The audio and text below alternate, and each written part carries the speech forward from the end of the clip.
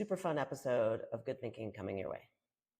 Yes, we are diving into all things retail, athleisure, brand experience through the store walkthroughs that we did in our trips to New York and LA. So getting really, really in the weeds on all the brands that are doing it right and the brands that are doing it wrong and how they're doing it right and how they're not doing it right.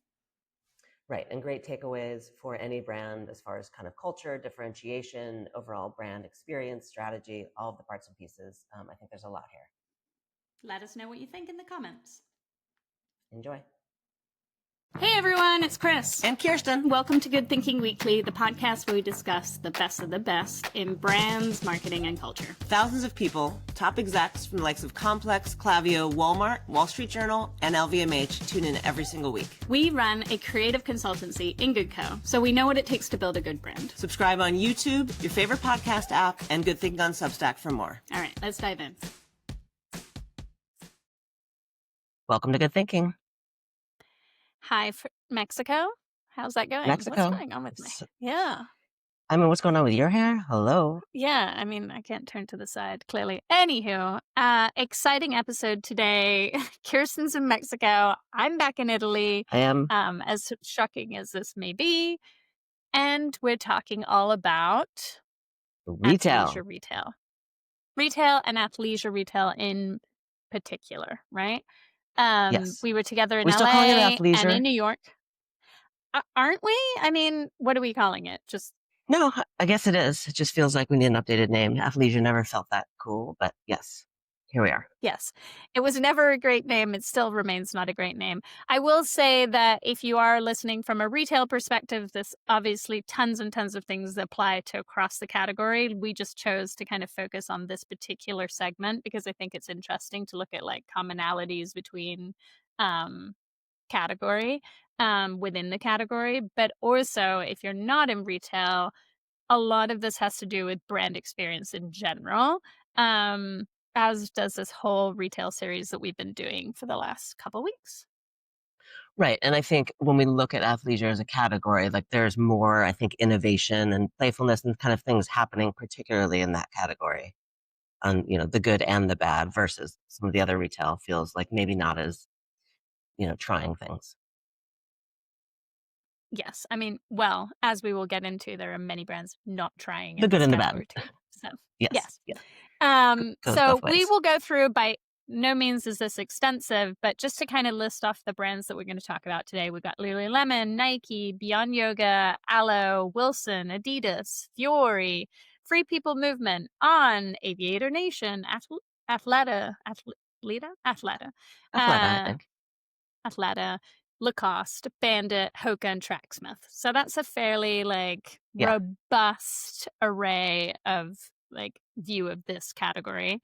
And we have ordered this in no particular order of good or bad or which brands. This was purely the order that we went to see them in. Right. So, and would love if there's anything we're missing, or if people are seeing other things, would love to hear what people are seeing, kind of other retail standouts for sure in this category. Yeah, drop them in the comments. Also, in the Substack, we will also post some of the pictures related to, our tour, our retail tour. So if you want to see some pictures of what we're talking about, head on over to the Substack and you will see them there. All right, should we get into it? Let's start. All right, Lululemon. So this was in LA. So the first many are in LA when we were together, and there was Lululemon. And this was when we decided the experience of this store was the genesis of this podcast, right? Because we walked in and we were like, oh my God, we were just going shopping for socks. To be clear, that's the original genesis of this podcast is I needed socks. And in an emergency. Right, but we were also I think we're on a walk and then transitioned as we do. And shopping is always kind of a top priority. And we do go into retail stores and we always have, because of our experience, because of our opinions, we have strong opinions based on things. So not surprising. No, I mean, this is basically, you're getting an inside view into how when we shop in a different way maybe than most consumers, but a helpful way to view the lens. So let's talk about Lululemon, because you had very strong feelings when you got in there. I mean, just from a brand standpoint, and I go into the store in Abercrombie, which is not the one that we went into a lot because my daughter, who's 11, wants to go into Lululemon a lot. So it still has some relevance, but I just think from a brand standpoint, like we walked in there looking for socks, but obviously always interested to see, and like I'm a big, purchaser of this category, and not from Lululemon, but this category for sure. And it just felt like the brand was being everything to everybody, but really everything to nobody, because it didn't have a point of view at all. Even in this particular category, I think there were like athleisure skirts with like Michael Kors type handbags going on. There were kind of the script, Leon Dore like version. There were kind of underwear and like non-impressive male mannequins going on. It was just the mix of nothing was inspiring. Your the non-impressive male mannequins is a real problem for Kirsten. She could not handle it. So if you need to see those, head on over to the Substack. But yeah, I mean, I think one of the things that became clear to me is like, so Lululemon, like from what I understand, again, this really tracks with what you're saying about Sailor, is that Lululemon like is still doing really well with alphas. Like it's still a situation where and Casey talked about this in a recent interview series she did, but like having dupe Lululemons will not do, whereas like duped other things are totally fine. So obviously doing okay, but to me, it just feels like they've lost their way. Like, I don't know if it's because they're so focused on alphas and they're so focused on sort of like just creating product in a more kind of like shine fashion where they're like, oh, like, let's like see, like, we'll just make whatever sells, right? But when you go in there, it feels like you just have no sense of who the customer is and who they want it to be. Like it doesn't even feel like it's made for alphas. So if that's who you're kind of going after, then great. But like at least, and we'll talk about them a lot in the sort of in a little bit, but like Aloe feels very, very different to that, right? Like when you go in, it feels like you like kind of have a view of like the world that they see themselves being a part of. Lulu just felt like they were like, we, like you said, everything to everybody. And when you get to be a brand of that scale and you take that strategy, it might work momentarily, but then over time, Right. you sort of completely lose the plot of like where you're going, and people don't really know if they should be shopping you anymore. Yeah. Yeah. And I think that's the biggest thing. Like, I am not the customer, or I should to my mic. I'm not the customer, but I think what we do throughout any stores that we go into is really try to understand the point of view, knowing we're not oftentimes the customer, and I don't think that's ever the point for us, but who is the customer and is it clear? And I don't want to start rumors, but I feel like the original founder, Chip, whatever his name is, of Lulu, just put out like an ad in the New York Times, He did. kind of, yeah. So kind of, I think sharing what I understood it to be is sharing from a founder, kind of sadness, disappointment in what the brand has become. And I think our experience was, exemplary of that. Yeah. All right. So, should we move on to Moving on. Nike and talk Yes. about another group that seems like, I do feel like, and I've said this for a while, like I think Nike can make a comeback. So I don't think we're there yet. And we're certainly not there at wholesale. But the store itself, like we went in both one in Santa Monica, and we went in one in New York, right? And the photos actually are the ones in New York because I forgot to take photos in LA. But they were more or less the same thing. And what was interesting was that when we got into that store, like obviously they just released the Nike Skims collab. Like it's not really a collab, right? Like would we call Isn't it a it? collab? Like Oh, a I don't line? know. I think it's a I think collab. it's a line. Like I think it's like Jordan. Like I think it's supposed to be Oh, like now like Nike Skims. Like it's like Jordan brand. As far as I understand. Like I don't think it's a collab. I think it's a like a line, a collection that they'll have like right. ongoing continuously. It's not just like this flash in the pan moment. Um And they had some interesting kind of like, especially in the New York one, these like large scale letters of like, and it was like, bubbly Skims logo, like dimensional logo, like Nike always does, in my opinion, do retail displays in a like a nice and grand way, like For obviously sure. expensive way for many brands. And then the moment like passed. Like it was like you got past this like 3D, like beautiful 3D logo, and then you were like, where am I? Like you could have been in Target for all you Right. knew. Like there was no evidence that like this was a special collection. There was no evidence that like of the brand whatsoever. Everything, I mean, deliberately, obviously, in terms of the like collection design, but it's very generic, right? Like it just feels like you could have been anywhere. So there was, and you were kept talking like, there's no special hangers, there's no hang tags, there's no like, there was Yeah. nothing that made you feel like you were like, ooh, like this is the first of this line that's like this really big deal. Like, why should I have this black bra that I could buy any black bra like ever known to man, quite honestly? Right. Right. I think that was the thing for me. The takeaway is like, and I'm a fan of Nike. Like most of my workout gear is Nike, and but it pushes it. It's a little bit like flashy. It's a little bit bright, whatever it may be, logo. And I think the interesting things with Skims is that there wasn't any of that. And when you get the Skims out of there into the yoga studio, whatever it is, like what is kind of the reference point? Whereas Aloe, I think, does a really nice job, and we'll get to that, but does a really nice job of like, having a logo or having some subtlety that it's that particular brand. And I think Nike has been kind of rooted in that. And I think the Skims line from the hanger, from the kind of display, other than the bubble letters, and other than the fact that it's all kind of kind of these neutral tones, there's no kind of, once you pull it out of the store, kind of impact. And it does feel like it's something you could have grabbed off the rack at Target. I'm sure the fit hopefully is a little bit different, but just saying. Yeah. I also think that it was a particularly hard line to have on like the ground floor of the retail, right? Because it's like obviously they want to put so much attention on it, but then it is truly like their most generic product. Like we walked in, we were like, meh, not for us, and then walked out. We didn't even go to the upper levels of the store because the inspiration wasn't there in order to be like, oh, I've shopped the first floor. Like, what am I going to find on the second floor? Like, none of that. Like, I was like, oh, so Yeah, flat. I think it's really interesting, and I think we're going to do a pod on collabs. But I think it's really interesting if you take these two brands. I don't think they necessarily took, in what I've seen so far, what we've seen so far, the best of what Nike is. I think they took kind of Skims and interpreted into the Nike brand. But I think great collabs are really kind of taking those two brands, and maybe this is a line versus a collab. We can get into the semantics of that.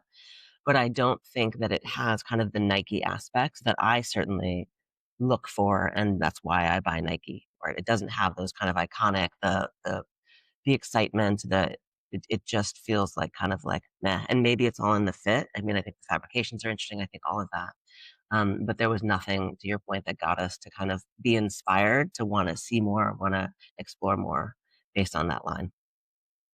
Yeah. All right, So moving talking on. about not wanting to explore more, let's talk about beyond beyond yoga. Oh wow. I mean, our notes, I think our notes on this are the most like telling thing, right? So if you saw our notes document that we're kind of both referencing as we're going through here, there's like 28 pages of notes, and then under beyond yoga there's like 3 bullet points, and the first one just says 0 POV. And then it says you wouldn't know if it was any brand if it wasn't on the label, and feels like a sample sale. Those were the notes. We took And I think that's very right. detailed notes everywhere else. Yeah. And everywhere we took detailed notes, and we would come out of the store and we're quite passionate and have a lot of thoughts. And we kind of immediately, that's kind of our process. We'll kind of write or text to speech, voice to text. Wow, it's early. Um, our notes and thoughts. And I think that, and we saw this, I think it's important that the store that we saw was in Santa Monica. It wasn't in New York. So I think the sample sale reference could have been more like, oh, that can happen in a New York store, especially on Broadway. Whereas I think it was actually a storefront in Santa Monica Place. And you literally walked in and it felt like a sample sale, meaning that like, here's all the racks nothing has a particular point of view. You just go and you're just looking for the items. And I think the point that you could put any brand in there, and you could have put literally any brand is really a struggle. I think you really have to be a brand that stands for something, and it can be something completely that I'm not interested in. Great, but at least have a point of view, and it had none from a product standpoint Yes. to a store experience standpoint to a brand standpoint. Yeah. So Beyond Yoga, if you're listening, we'd love to help. Because Yes. honestly, there's some low hanging fruit things to do. And then there's some bigger positioning that could really help. And I Let's think it's a talk about a brand. brand. Okay. I think it's a Go ahead. brand that has an opportunity. Like I see it a lot in my yoga studio. I see that brand. Hmm. So I think it's not down for the count, but it's not. Yeah. All right. Well, let's talk about a brand that, like, for me, had fallen kind of off the radar for a while, but I know it had remained beloved. But then whose store experiences, I saw two in LA. I saw one over in Hmm. Hollywood and I saw one in Santa Monica. And then I saw the New York one. So, like, we saw a lot of this brand. Um, and that's Aloe. Like, they are doing something. Like, Aloe woke up and said, like, let's go. Yeah. Yeah. Their store experience. Yeah. They took over the old MedMen on Abbot Kinney. So now it's basically two storefronts. It's huge. Mm. And I've walked through that store before. And I think one of the amazing, like everything about it seems to be clicking, right? You walk through and it's like the merchandise kind of pulls you in, and you were really stoked on, the sneaker connected to the outfit. And then they kind of carried that all the way through the store. The way that it's merchandised, it's really well done, but it's also kind of done from an outfit standpoint. So it feels like an experience as it's taking you through. And then the salespeople are really like on brand, but also quite helpful. The dressing room experience is nice. Like they really seem all of the pieces of their experience are very, very connected, and they're really doing it well. Yeah. Yeah. What Kirsten was talking about with the shoes, like, so they had like, it was like, oh, like this is like post workout gear. They had a better term for it. I think they called it recovery. And it was like, here's recovery. And it was like, you could see how the certain elements of the outfits were coming from like from your workout. But then they were like, hey, like you could layer this jacket. You could wear this different shoe. This could be a different look for you. And you just felt like you were like, oh, like I'm in. Like, and they had this in each of the ones I saw. So you're right. I saw 3 in LA. They all Hmm. had this portal door. So, like the doorway, which is something we talked about in the Retail 101, was that it really like opened you up. Like you were almost basically in the store when you were on the street, right? Like you wanted to go in and experience it. They did a really good job with the windows in every single store. They were slightly different in every store, but like more or less like, the sort of same. Um, and I think it was in the Abbott, on the Santa Monica one, we also saw that they were selling supplements. Like, Yeah. they're really trying to kind of like be this kind of, uh, like you could always be with Aloe, but it didn't feel so yoga driven as I remember Aloe being. Like I thought in my mind, I think of Aloe and I think of yoga, right? And it is yoga, but it felt like much more expansive. And it felt the men's section was also compelling, which I think Lulu used to have quite a compelling Yeah. men's section from what I understand. And like Vuori is like I know popular with guys, and I felt like this was like a really big play for that space and like could work. Like it felt like things that I would buy. Yes. I think the doors and the storefront experience is something that really needs to be kind of underlined. Because I think we Hmm. walked into certain stores and you really notice that, and I think, again, like, that's where Aloe it's all of the parts and the pieces that they're pulling together, and all of their real estate, whether they're going in and, redoing that or whether those are just the stores that they choose, really feel welcoming, and I think to your point, you do feel like you're in the store, so it doesn't feel like this kind of wall that you have to kind of get past. It feels like you're already a part and kind of pulled into that experience, I think from really all of the stores that I can think of with Aloe. And then I think really speaking to the merchandise, it was the merchandising, but then also they're pushing categories, right? They're doing like, I don't know if it was like travel wear, something like that, which is for a lot of brands can be like, Hmm. oh, you're trying to go wear, but it really, really made sense for that brand and for that customer. And the way that they were doing it, from what the actual product was, the way that they were merchandising it, how they were merchandising it, felt like a natural transition of that brand. I will say the supplements I think are a little bit confusing. I've seen them in Erewhon, which like props for getting them in Erewhon, but that connection point hasn't been made. I've been in there because they've been in there for a couple of years. Been like, is this the yoga brand supplements? Like it didn't quite make sense. I think there needs to be a stronger connection to those, but clearly they're trying to do the lifestyle play. Yeah. My note was supplements are a bit of a stretch. So, yes. And then, but the one thing that they talked about that I thought was an interesting concept, which is not related to retail, but in a bigger space, was that they called it stackable wellness, which I think about the idea of like a wellness stack or a supplement stack, and like somebody actually talking about that through the language is a really interesting idea, not the wrong concept. Yeah. I think the execution of it feels a little bit like literally like you're buying generic supplements, but from a yoga brand. So that doesn't feel great, but I think that they could fix that. Yeah. Agreed. If they got the right branding, Yeah. they rebranded Yeah. them, they could be a moment.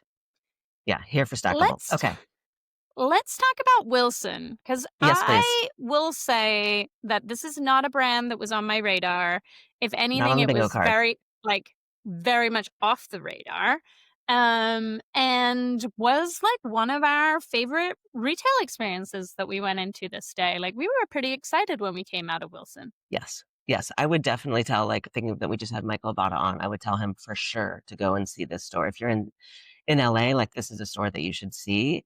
And again, like I don't think it was on either of our bingo cards. And I give them such props for taking this heritage brand and really leaning in and being like, okay, racket sports, like we're gonna own this shit and really try to do that from again, like, there are a few more things that can really be kind of tied together. I think there's a few more elements that can be a little bit tighter.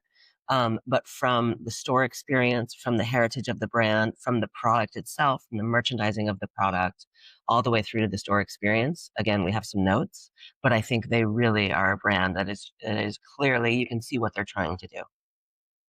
And I think it's hitting. I will say that for me, it started with the product. The product felt strong. It felt like it had a perspective, and it was really nicely merchandised. Like once you walked in, you were like, oh, like I'm not a tennis person, but I was like, I would totally wear this, like to play tennis. Like, so I think that whoever's come in and kind of figured that out for them is doing a great job. And then they're merchandising in a really nice way. And they had some nice experiences. Like they had this big tennis ball wall, like near the like oversized tennis balls, near the chain, like fitting area. Yeah. Yeah. And they had some really nice, like we've talked about this in terms of the Gap, but like they had some good like like kind of propping. So, like instead of just having like a section of books like the Gap had, like there was sections like where there were books, like tennis books and rackets, and like it was really nicely done. Then you got to the back room, which is actually where the rackets were, and that's when it fell apart. I don't know if they just had some issues with the lighting that day, but even just in general, they had their sale. So they had a big bank of their rackets. This should be kind of like a premium space in terms of like, in my opinion, because they're a racket sports brand. And it was darker than the rest of the space. The rackets weren't highlighted in a nice way. There was the sales rack that was kind of in the back. It also was the storage room for the shoes. Like it was all a mess. So I felt like they should have just closed that room and not had it. But obviously they wanted to sell rackets. So they need to fix that space. But generally speaking, really nicely done. And I think worth seeing if you're into retail. Yeah. And I'm just excited to watch this brand move, because I just think it's something, I think it can hopefully will be an example for a lot of heritage brands, because it's really leaned in, and I like that they were leaning in. They weren't trying to do more than they are, but like racket sports, pickleball, obviously, Padel, like that shit's taking off, and they're really trying to get back their heritage brand, but do it in a modern way. Like I'm still thinking about that rad tennis skirt, which I have a photo of, and the prints, and then how they merchandise that. And then to your point, the visual merchandising was throughout and just reinforcing the heritage of the brand versus like kind of just in one particular section of like, let's get the books and let's get the things. That isn't really a meaningful experience. Yeah. And it was great. Yeah, claps to them. For sure. All right, let's talk about ADIDAS. Yeah. What did we say with this one? It definitely very dark, very dated. And we it was went not their in best the store in Abercrombie too. I don't know that I've seen great didn't we go into the store in Abercrombie as well? Like, I don't think Adidas, the store experience, unlike Nike, has been great. Like, I've gone in there and I'll go in there for shoes. But I think even the going into the store in Abercrombie was like, it go in and it's just the soccer, right? It's just the football like presence. I think that's what we saw with kind of for the tourists, which I think makes sense. But then the rest of the store experience, I think your notes were, it felt like a store that you could come and pick something up after you've already bought it online. Like, oof, uninspiring to say the least. Those were my notes. Yeah. So, yeah, I feel like, like Adidas has had that flagship store in New York for a long time, and it's always been one of those spaces that like it's such a premium location, and yet like you never want to go in. Like that's never a great sign. And I love buying Adidas shoes. But maybe more kind of their lifestyle shoes. They are very focused on the World Cup, and that is such a premium like thing happening, in the US coming up, and it is a really big space for them. But even where they displayed that, it felt like it was just like, we just did it, like it was just like it was done. Like it was like, oh, we pick up your t-shirt here. Yeah, we executed this area, but it wasn't like, oh, you went in and you're like, oh my God, like I suddenly want to be a part of the World Cup. None of that. So yeah, I think they're coasting on momentum right now, and it's not really translating into retail. Yeah, I think coasting is the right word. And I think it's interesting having, and I do love Adidas. I think having, we've worked with Nike for years. It's interesting that I don't think their store experience has ever, and obviously they're quite, big competitors, that their store experience has ever kind of come to that level, which surprises me.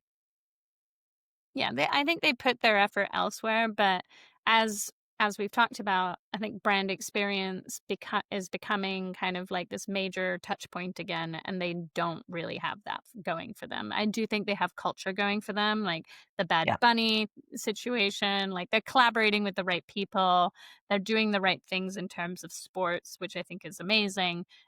It's just not really translating in when you get into retail. Yeah, I would bet that their kind of brand teams and their retail teams are kind of not connected. Right. So I think like bringing that through, because they are doing exciting things from a brand standpoint, and maybe don't bring all the things through, but like choose one thing kind of a season and really thoughtfully kind of bring it through, because I think they are doing interesting things. Yeah. They could easily be doing what Wilson is doing in terms, they have the product. So yeah, that's a great call. That's a great example. And I think that's the sort of thing where you say, to me, like sportswear nowadays, like sports, like even soccer, right? Like if you really look at where soccer kind of outfitting is going, it's becoming very lifestyle driven. Like girls are wearing soccer jerseys as like, and they show that in their photography. Yet like none of the store experience reflected kind of like where culture is going in terms of sportswear, right? Right. None of that. Yeah, I think that's a really good, the trend of like all the track pants, like where was that? Because to really be able to lean into that, have windows of that, like Sailor would be like, I must go in that store. Right. Yeah, there's opportunity. They for just sure. have so much going on, and it's just like they're not doing themselves any services in terms of how you experience the brand in person. Let's talk about so those Vuori. are the notes. Yes. Yes, please. I think it's an interesting brand that people, it's almost taken the place of the Lululemon guy, right? I think like as a brand, and I think it's interesting. Has. Yeah, I would say that it's done, I think, similar though to, oh goodness me, what was the shoe brand that like episode number? Yeah. What's the shoe brand that everybody like it was made of like sheep's wool, and like everybody was wearing it in the SF? You know what I'm talking about? DTC brand. Yeah. Shoes. Yeah. Yes. The DTC brand. Allbirds. That were never comfortable. Okay. Allbirds. So I predict that Vuori is going in the way of Allbirds. So like I think when SF kind of adopts you as like it's like oh, this is the brand for the like kind of Silicon Valley executive like athleisure wear, it's never a great best wearing bro sign. Right. It's never a great sign for you in terms of culture, right? Like it's never like, it might be lucrative for like a hot minute, but the truth is if you cement yourself into kind of like becoming the brand that they want to be versus like having them enjoy you, but like appealing to other people is a much better strategy. Because for me, like Allbirds, like it was like, oh, the consumer is like that. And truth is, no, you just had tech bros buying your shoes and you were selling them. The consumer was way over here, like being like, you are gross and like no. And then here we like hit the fan, right? And I think this brand very much feels like the similar trajectory where when you go in there, there's no sense of culture. There's no sense of where it wants to sit in culture. It's selling, and it might sell for a few more years because they've got like the quality of the product is nice. It's soft, like, you know, all the things that like, you know, our Silicon Valley like male consumer loves. I say this lovingly, like I'm related to many people like that. Yes. And they do love the Yes, you brand. are. Yes, you are. Yeah, Yes. not a great I mean, I direction though in think terms of brand. right, but I think this is very clearly like, and this is such a pivotal moment for them. I think Allbirds is a great example. This is a moment of like, are you a merchant-driven company or are you kind of a marketing brand-driven company? Because I think this is kind of where it feels like they've been as like merchants. The merchants are saying like, yeah, but like the plain white shorts, like those are selling. We need more of those. Like do the basic versions. Those are selling. Let's do more of those versus really leaning in like I think Wilson is to like a few kind of patterns and things that really stand for something and mean something.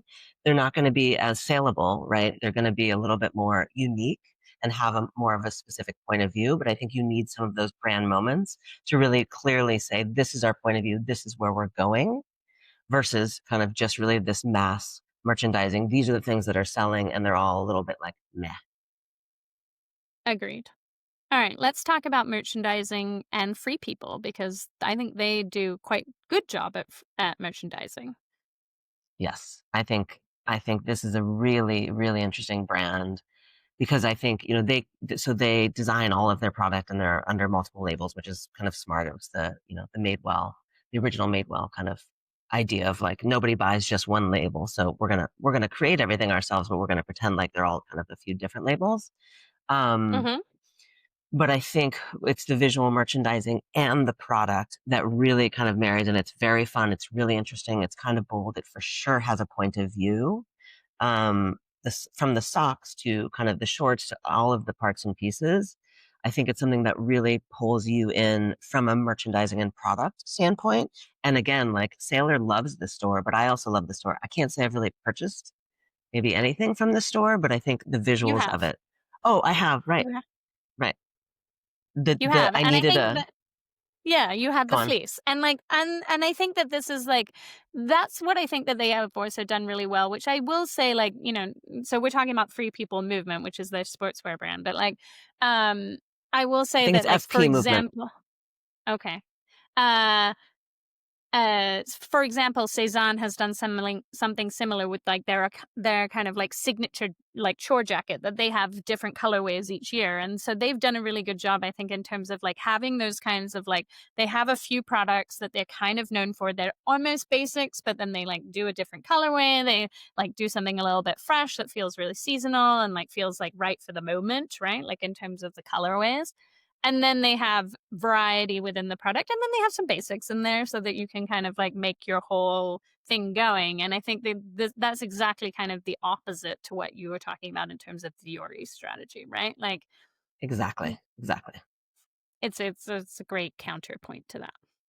Right, but I think exactly like this was 5 years ago. I needed a fleece for hiking in Peru, and you were like, "Oh, like you know, it's not normally something that I would wear," and so you were like, "No, no, no, find this one." And of course, you were right. And I have this, you know, fluorescent orange, like kind of cropped, rad fleece from them. And to your point, like they do different fleeces, and they're all really cool. And there's some that are pullover, and there's some that are zip, and they have like interesting patterns. They have kind of some basics, but they also have patterns that they're really leaning into and getting known for. And it is something that every season I'm like, oh, I want a new one, even though you know I'm not going to wear it that Right. often. But it is something that pulls you in, and I think it's a great contrast to Vuori. Like really looking at those two brands and the longevity of it from a brand standpoint is super clear. Yeah. All right. So let's talk about On.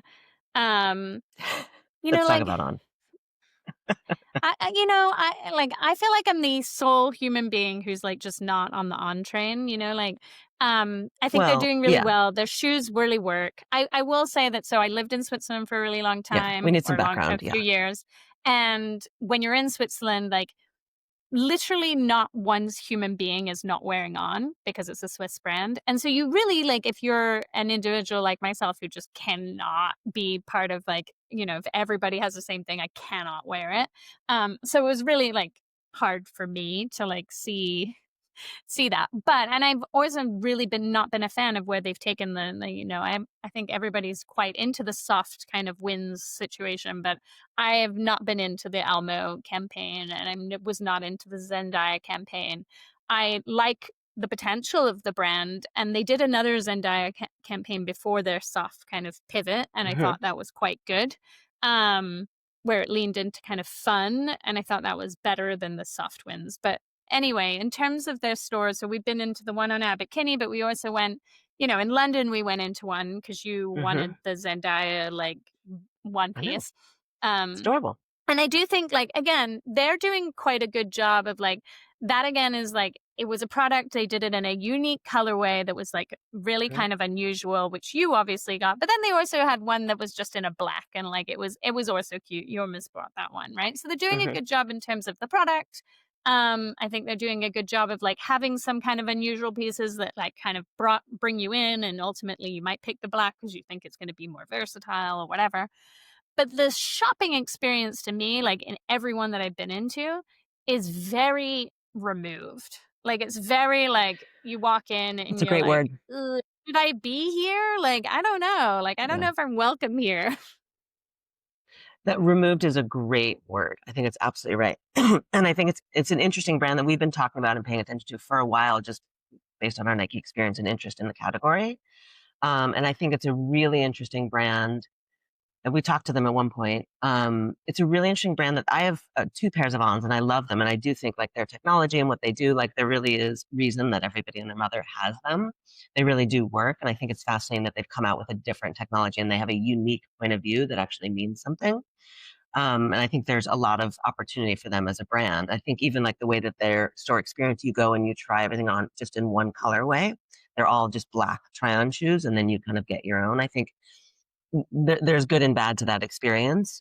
But I think they've got a few things that are dialed in. But I think from a brand expression, brand experience standpoint, from the windows, which I think are kind of all over the place, like those campaigns of the Zendaya. I mean, we've, again, you and I have talked at length about all of these campaigns. And I think it's just the clarity of where they're going as a brand to me feels like, what the fuck are you guys doing? It's all over the place. And I don't really get who the customer is. And I like, really trying to understand where they're actually going from a brand standpoint and then really bringing that through the stores, I think isn't there, but yet the product is right, but all of the other pieces aren't aligning. And I think that's kind of unique to what we've seen. And you want it to work. You want them to come out with a rad campaign and you want it to be different than Nike or Hoka or Adidas, but where they're leaning into from the difference doesn't feel rooted in kind of a great, thoughtful brand strategy that makes sense for On. It just feels like a random, like somebody threw out an idea. Hey, what if we made it really soft and had some of the Muppets? Yeah. I mean, I think they have some really smart people working there. So I don't know. Like, it just feels like a brand it is growing really, really fast. And I don't feel like all the parts and pieces are connected. Like, to me, like the store feels like you're getting the Swiss, like removed Swiss clinical, like, you try on these shoes in black and then you want to buy them in purple, right? Like, no, I want to see what the purple shoes look like on me. Like, I don't know. Like, I don't understand that experience whatsoever. It's very utilitarian. And then the soft campaigns feel like kind of quite opposite to that and like completely unswiss. And like, I mean, they're weird in like kind of a Scandinavian way, but Swiss people aren't that weird. So it just feels like you're like, who, like, again, it is likely a case of like there are all these different teams, they're growing really fast, they're adding people. I know they're pulling in tons of people from Nike, and so there's like, oh, like there's this and there's that, and then they have their agency, and it's just a series of just kind of mismatched things for me that I think for as long as I think they've done a really good job of taking the space of being kind of the replacement to Nike at wholesale. And I think that's really kind of probably what's driving the brand. And it's not really like your brand experience on that's driving the brand. And that's different. In my opinion, that's different to how Nike operated, where you Yeah. always thought of the Nike flagship and then you would like put up with the wholesale experience because Nike flagship was so phenomenal. And you felt like Mm-hmm. when you go to Nike flagship, like back in the day, like it was like going to Disneyland. Like you were like, oh my God, like this place is like, Mm-hmm. it feels like just so pinnacle of an experience. Nothing about the On experience feels pinnacle to me. It just feels like it happened. And somebody decided that this was the move. Like it doesn't Right. Right. Yeah. I mean, rough. I think there's such an opportunity there because I really do love the product. And again, to your Right. point, I think there's some really amazing people on the team, but I think it's just a matter of going in and really understanding like what's the strategy that's driving you as a brand for the foreseeable future and really leaning into that in all parts and pieces. Agreed. Okay. All right, let's talk about another brand that I think is like I've never understood from the get go. It was like a brand that was like made to be dated, in my opinion, but beloved by so many. Aviator Nation. Yes. Um, so when you go into Aviator Nation's store, it feels like you're going into like, in my opinion, kind of an 80s style smoke shop, like where somebody might like sell you a joint like in the corner.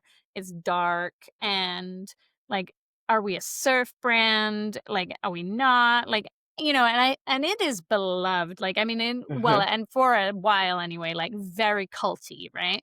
And I will Hmm. say, when you see the product on someone, you know it's there. It's a little bit like the Adidas stripes. Like you cannot miss this brand. Um, the store for me, like it feels like the front it's so dense, like you really like it's just like product overload. It almost feels like kind of a Brandy Melville like strategy, like it's just like crowded. And then you go in the back and then they're like, oh, here's a ping pong table. And it's like, should we be lighting up back here? Like, what are we doing here? But I'm clearly not the customer, but it does have a perspective. I will say that.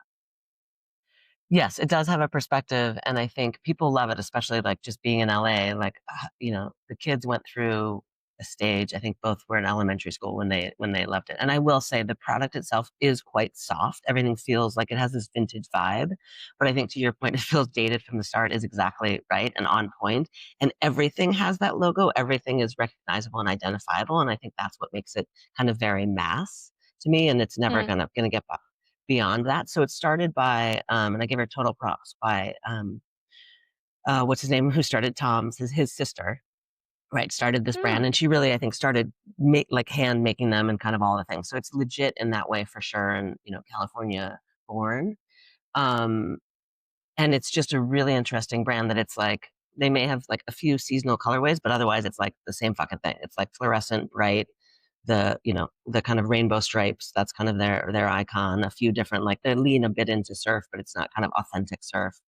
But it's very poppy, and I think all my kids, like Frankie was into it, so probably maybe 12, 13, all of the kids were like that's what they wanted, was kind of Aviator Nation. And they're not cheap, like they're pretty expensive, maybe a No. buck 50 for a sweatshirt kind of a thing. But I think what's really interesting about this is they're really trying to leaning into the store experience, and they must be making a fucking boatload because they have that huge store on Abbot Kinney that they've had for a while. They opened up one on Main Street, which is maybe a half a mile away, and that's a spin studio. They're really leaning into kind of the workout elements, and then they have a huge storefront in Malibu, almost across from the pier. That's a huge storefront, and they're leaning into like doing shows and performances and concerts there.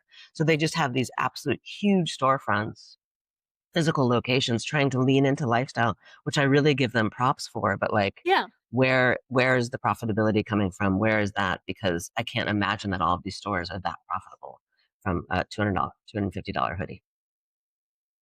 But Well, maybe. but the margins on that $250 hoodie are better than most. So maybe it's just that.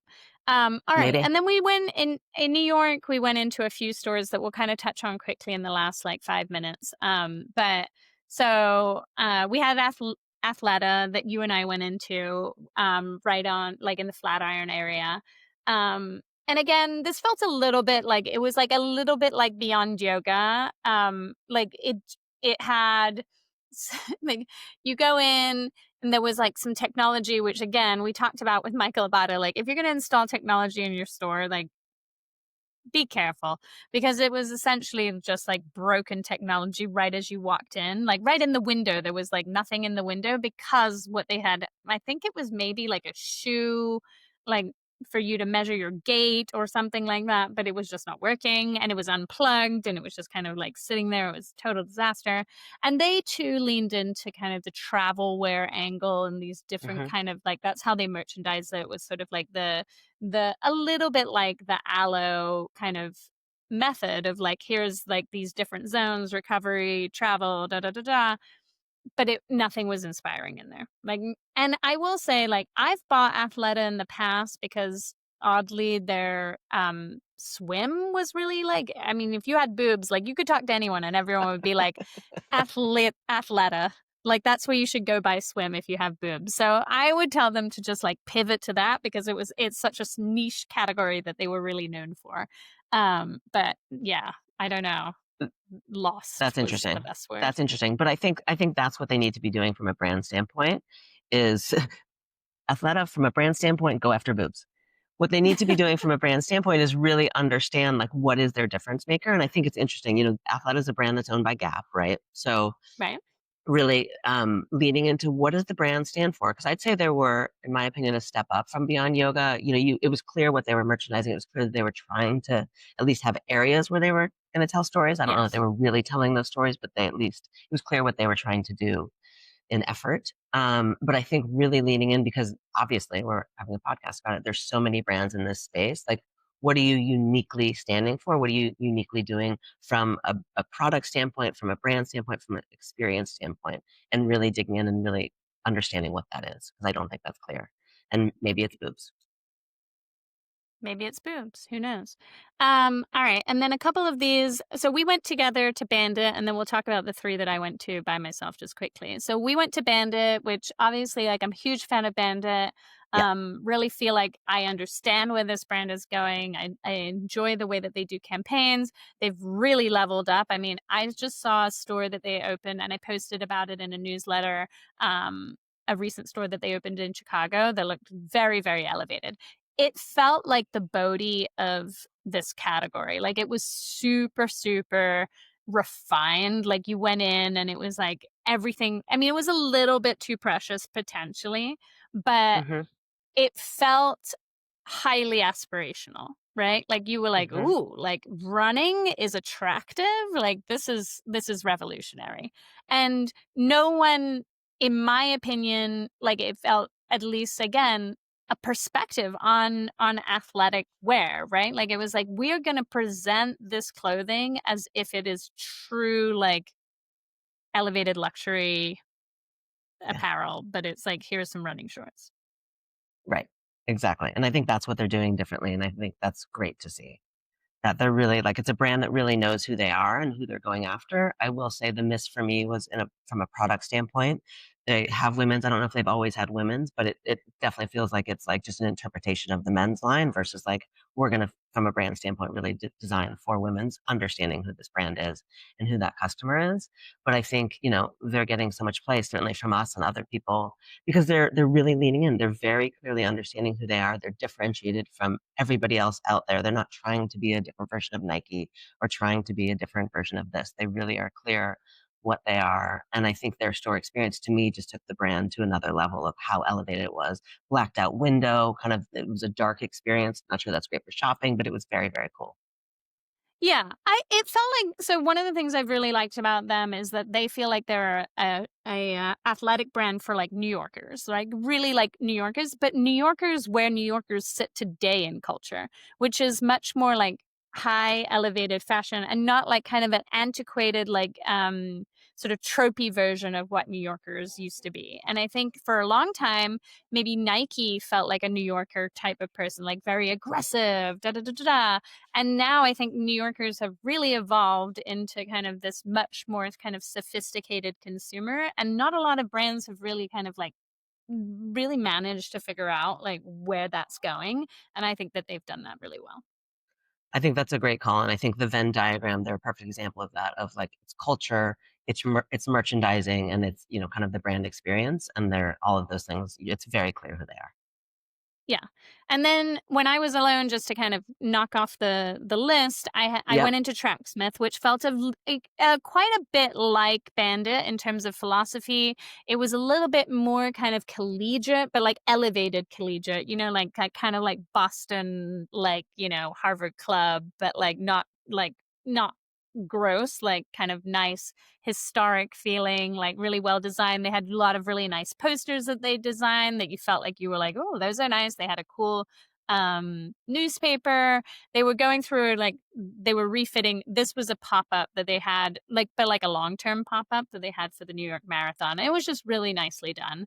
I thought they presented the product really nicely. And in the back, like, they had, you know, a shoe display. It felt really good. Like, again, like, I think it is a very modern representation of where people see running now, and running is no longer a sport, it is a true lifestyle. Right. And you like identify as a runner is no longer like this kind of like gross sweaty person, but like this quite sophisticated, cool, like, you know, like you go to the run clubs, you get like a little bit like Rafa, I would say. It felt a Hmm. bit of like a modern version of like running Rafa, I would say. And Love that. then Hoka was pumping. Like, I went on the one on Fifth Avenue, and it was just, like, heaving. Like, it's very, very blue and yellow.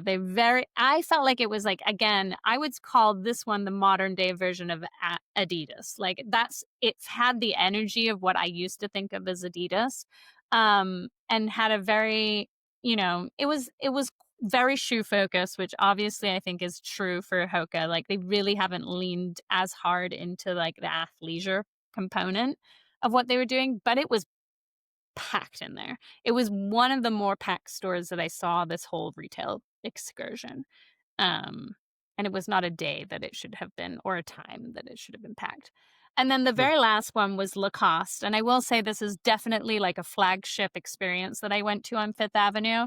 It was 2 or 3 stories. They had like beautiful, like kind of vignettes, and like the amount of effort that they put into the like kind of visuals within that store was very, very impressive.